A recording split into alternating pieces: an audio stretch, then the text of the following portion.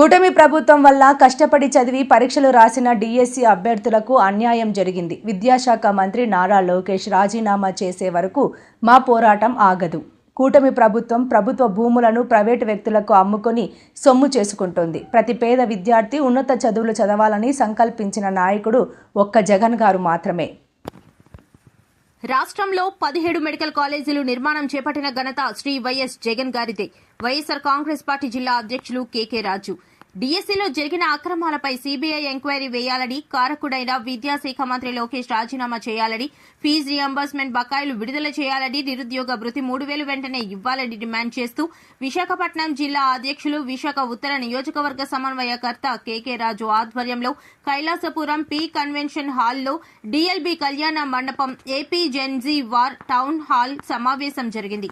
ఈ సందర్భంగా కేకే రాజు మాట్లాడుతూ ఈ సమాజంలో విద్య ద్వారా మాత్రమే మనిషికి గుర్తింపు వస్తుందని గ్రహించి ప్రతి విద్యార్థి ఉన్నత చదువులు చదవాలని సంకల్పించిన నాయకులు నాడు వైఎస్ రాజశేఖర్ రెడ్డి, నేడు వైఎస్ జగన్మోహన్ రెడ్డి మాత్రమేనని అన్నారు. 2019లో వైఎస్ జగన్మోహన్ రెడ్డి ముఖ్యమంత్రి అయిన తర్వాత విద్యా వ్యవస్థలో అనేక మార్పులు తీసుకువచ్చి పేద విద్యార్థులు ప్రతి ఒక్కరూ ఉన్నత చదువులు చదవాలని అమ్మఒడి అనే పథకాన్ని రూపొందించారు.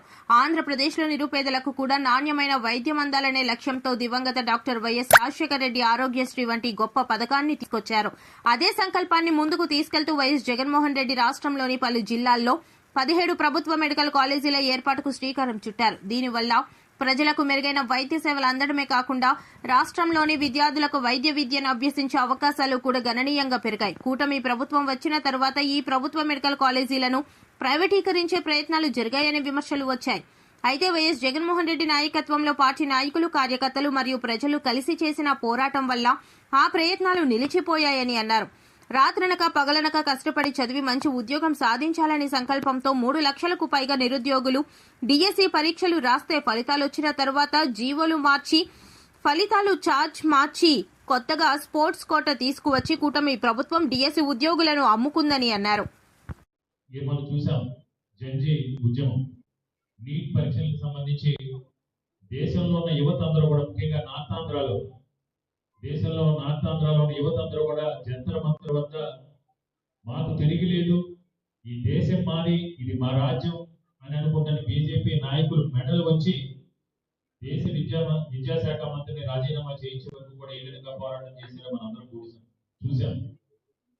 మనం ఇదే ఉద్యమాన్ని గత 6 నెలల క్రితమే ప్రారంభించడం జరిగింది. జగన్మోహన్ రెడ్డి గారి ఆదేశాలతో ఈ రాష్ట్రంలో జరుగుతున్న విద్యారంగంలో 2 సంవత్సరం క్రితమే 2025 జూన్ నెలలోనే యువత పోరు, విద్యార్థి పోరు పేరుతో ఈ ప్రభుత్వం ఎలా అన్యాయాలు చేస్తుంది, అక్రమాలు చేస్తుందని చేశాం.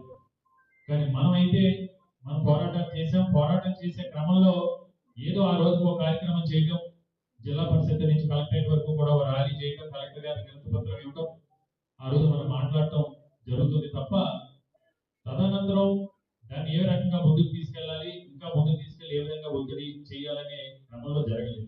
అదే డిఎస్సికి సంబంధించి కూడా ఢిల్లీలో జడ్జి ఉద్యమాన్ని కంటే కూడా ముందుగానే మనమే స్టార్ట్ చేసాం. ఈ రాష్ట్రంలోనే జగన్మోహన్ రెడ్డి గారి ఆలోచన ద్వారానే ఉద్యమాలన్నీ కూడా స్టార్ట్ చేశాం మన వైఎస్ జగన్మోహన్ రెడ్డి గారు. కాబట్టి దీని గురించి విస్తృతంగా చర్చ జరగాలి.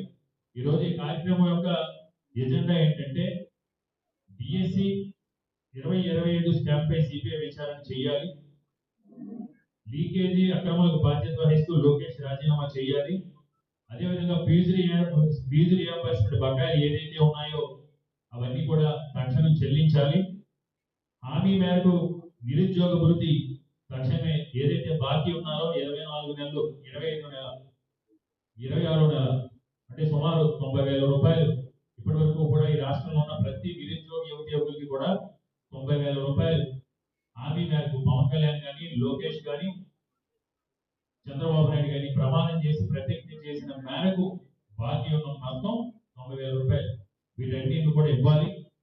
అంతేకాకుండా ఇంకా విద్యారంగానికి సంబంధించి ఏదైతే అంశాలు ఉన్నాయో వాటిపైన చర్చ జరిగి ఈ కార్యక్రమం తర్వాత మనం అందరం కూడా కొంచెం లోతుగా ఓన్లీ వైఎస్ఆర్ కాంగ్రెస్ పార్టీ క్యాడర్నే కాకుండా మీ వార్డుల్లో కావచ్చు, మీ సచివాలయ పరిధిలో కావచ్చు, ఆ స్థానికంగా ఉన్న నిరుద్యోగ యువకులు ఎవరైతే ఫీజు రియంబర్స్మెంట్ రాలేదో, ఎవరికైతే నిరుద్యోగ వృత్తి రాలేదో, ఎవరికైతే వసతి నియమం రాలేదో, ఎవరైతే డిఎస్సి ద్వారా మోసపోయి అన్యాయానికి గురయ్యారో వాళ్ళందరి డేటాని కూడా సేకరించి వాళ్ళని కూడా ఈ ఉద్యమంలో భాగం చేసి ఇక నుంచి ఈ రోజు నుంచి ఈ ఉద్యమాన్ని ఉధృతం చేసి లోకేష్ రాజీనామా చేసే వరకు ఏదైతే మనం ప్రధానంగా ఎజెండాల అంశాలు అనుకున్నామో ఫీజు రియంబర్స్మెంట్ కానీ, నిరుద్యోగ వృత్తి కానీ, డిఎస్సి అక్రమాలకు సంబంధించి కానీ వీటి పైన అన్యాయానికి గురైన వారికి న్యాయం జరిగే వరకు కూడా ఈ పోరాటం చేయాలనేది గౌరవ ముఖ్యమంత్రి,